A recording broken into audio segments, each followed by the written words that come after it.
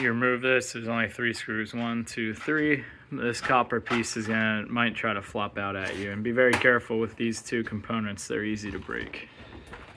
This little circle piece sits in under that tab, make sure you don't lose it.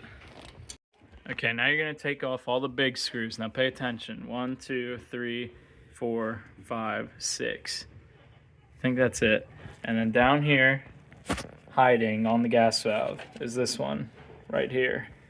You take that off, you take all these other ones off, and then you basically peel the top out slowly, and you're actually gonna lift over here up, and it'll come like up and out.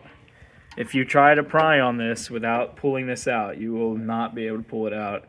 You'll either be stuck forever or it'll break. So you have to lift up and then out, up and out. So this whole piece, you're gonna think that you can just unscrew it. It's connected to the gas valve down here. So we'll show you the screws that you have to do, but there's a few screws that are gonna be down here that you have to take off.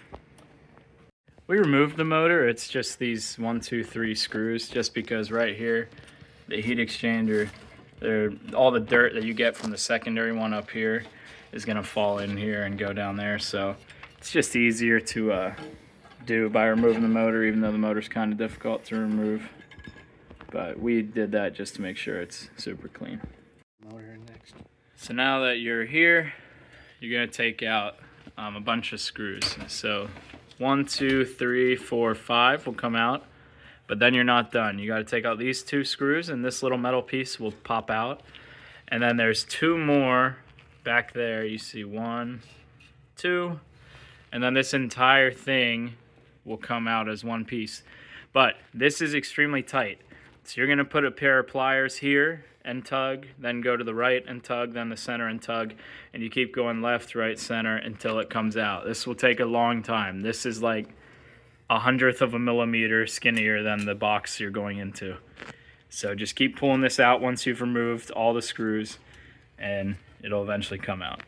This is the chamber right underneath that first heat exchanger that you're going to pull out, and you can spray up and brush up into it because it's really hard to get to this exchanger, and you can see the green and everything. It's really breaking it up nice.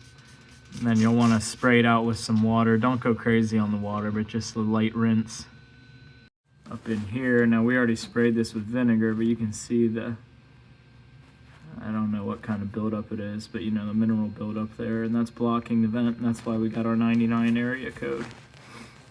Or 99 error code, I should say. Here's a photo from the top of the boiler looking down from the exhaust pipe. We actually weren't able to get the exhaust pipe off, but the customer was, and they looked in there and it was very, very dirty. So make sure if it's dirty, you're able to do the top and bottom of that heat exchanger.